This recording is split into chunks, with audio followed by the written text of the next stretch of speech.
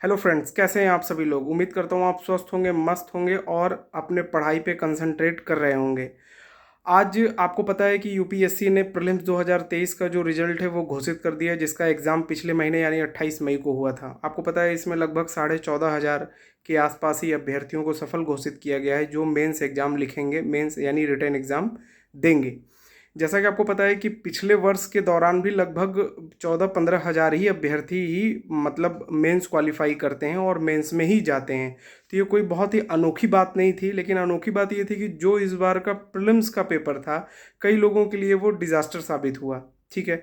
तो आज का जो ये सेशन हुआ है या जो हम आज आए हैं यहाँ पे, वो इसलिए आए कि हमारे भी कई कलीग हैं, कई साथ के लोग हैं जिनके लिए बहुत ही ज़्यादा यह पेपर डिज़ास्टर साबित हुआ और उनकी बहुत अच्छी खासी मेहनत पे जो है पानी फिर गया। तो बिल्कुल आपको सबसे पहले अपने घर वालों का, अपने दोस्तों का, अपने चिर परिचितों का यहाँ पे सहयोग लेना है और सहयोग आप लोग भी उनको दें, मोरल सपोर्ट करें। क्योंकि ये ऐसा टाइम है, मैं ये नहीं कह सकता कि बिल्कुल आप शांत रहेंगे या आपको दुख नहीं होगा, आप रोएंगे नहीं या आपके अंदर उदासी नहीं होगा। स्वाभाविक सी चीज़ है कि अगर आप बायोलॉजिकल फिट हैं या आप बिल्कुल मेंटली फिट हैं या आप बिल्कुल अगर ह्यूमन मतलब एक नॉर्मल अगर आप प्राणी हैं, तो कुछ ना कुछ आपके अंदर दुख, खुशी, गम का इजहार करने का समय तो होता ही है, फील करने का टाइम होता है। तो ये वही समय है। अभी मुझे खुद नहीं समझ में आ रहा है कि आपके सामने अभी कौन कौन सी बातें या क्या कहना चाहिए, लेकिन निसंदेह ये बहुत दुख की घड़ी है, क्योंकि कई लोगों की वर्षों की मेहनत होती है जो यूपीएससी ने बिल्कुल उस पर पानी फेर दिया। लेकिन जो सफल अभ्यर्थी हुए उनको बहुत बहुत शुभकामनाएं, और जो सफल नहीं हो पाए किसी कारणवश, कारण चाहे जो हो, तो इसमें मैं दो तीन बातें आपसे कहना चाहूँगा कि आप अभी क्या हो, थोड़ा रिलैक्स हो जाएं, सोशल मीडिया से दूर रहें। और उसके अलावा आप किसी के दबाव में नहीं आए कि आपसे कौन रिजल्ट के लिए क्या पूछेगा। निसंदेह आपने बिल्कुल अच्छा मेहनत किया, आपकी मेहनत में कहीं से कोई कमी नहीं रही होगी। लेकिन अब आपको अपनी स्ट्रेटजी को 1-2 दिन 3 दिन 4 दिन बाद जैसे ही आप अपने आप को सेटल डाउन करेंगे, आप अपने आप को दोबारा री एनर्जेटिक कीजिए और फिर से लगिए। क्योंकि देखिए, अंततः सफलता तो हासिल करना आपके ही मन की, आपके ही, जब तक आपका अंतर मन नहीं कहेगा, जब तक आपके अंदर एक अंतर मन से ही ये आपका एक अंतर बल आएगा और वही आपको सफल कराएगा। क्योंकि लोग तो ताने मारने के लिए भी हैं और कल के दिन जब आप सफल होंगे तो वो आपके लिए फूल माला लेके भी खड़े रहेंगे। तो लोगों के बात में नहीं आना है।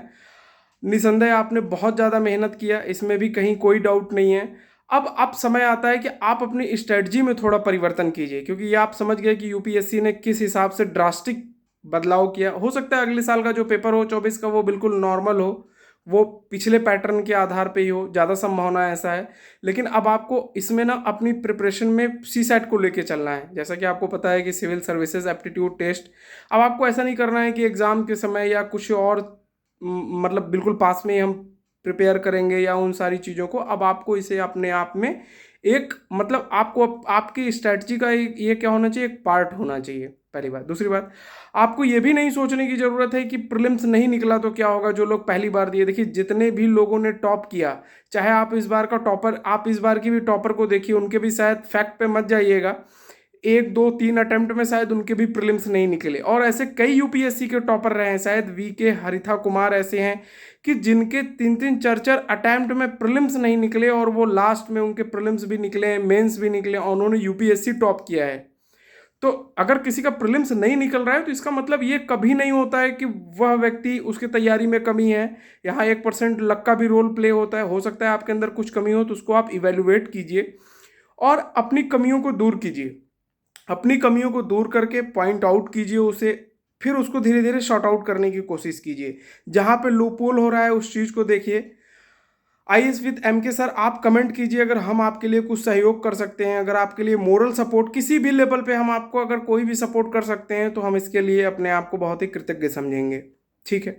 उसके अलावा इस समय बिल्कुल चिल रहने की आवश्यकता है। आप बिल्कुल बिल्कुल एकदम कूल माइंड रहिए, क्योंकि मुझे पता है ये काम कहना और मतलब मैंने कहने और आपके करने में बहुत अंतर है। लेकिन आपको ऐसा करना पड़ेगा, क्योंकि अगर आप ऐसा नहीं करेंगे तो इससे बहुत सी चीज़ें क्या होंगी, खराब होंगी। आपको उस चीज़ को हैंडल करना है और हैंडल करने के बाद आपको फिर वापस से उसी ट्रैक पे आना है और आपको एक सफलता का एक नया सोपान खड़ा करना है। ठीक है। तो अभी बिल्कुल अच्छे से प्रिपरेशन या वीडियो से तो कम एटलीस्ट दूर रहिए कि किस टॉपर ने क्या कहा या कैसे क्या, सोशल मीडिया से थोड़ा दूर रहिए। थोड़ा सा लोगों से मिलना जुलना, जो आपके बिल्कुल खास लोग हों, जो आपको मोरल सपोर्ट करते हों, ऐसे लोगों के साथ रहिए। आपको कुछ मूवीज़ या जो भी आपको एक एक्टिविटी समझ में आ रहा है, अपने माता पिता के साथ समय बिताइए, भाई बहन के साथ समय बिताइए, या जो आपके दोस्त यार बहुत ज़्यादा अच्छे कोई कलीग हों उनके साथ रहिए। वो किसी भी रूप में हो सकते हैं, कोई भी हो सकता है। तो आप अपने आप को बिल्कुल भी इस समय अकेला नहीं महसूस कीजिए। और एक बार फिर से आपको देखिए लगना तो पड़ेगा, क्योंकि अगर आप लगेंगे नहीं, सफलता प्राप्त तो आपको करना ही है, और वो आप करेंगे। प्रीलिम्स इस बार नहीं निकला, अगली बार निकल जाएगा, लेकिन तब तक आप अपने आप को बिल्कुल री एनर्जेटिक, री मोटिवेट आपको करना होगा। मैं बहुत ज़्यादा कुछ तो नहीं कह सकता इस समय, क्योंकि समय थोड़ा सा वैसा है। तो जिन लोगों का प्रीलिम्स निकला हुआ है उन्हें बहुत बहुत शुभकामनाएं।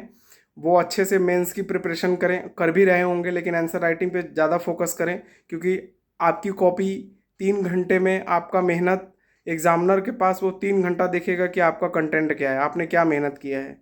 वही आपका रिजल्ट है और वही आपकी सारी चीज़ें हैं।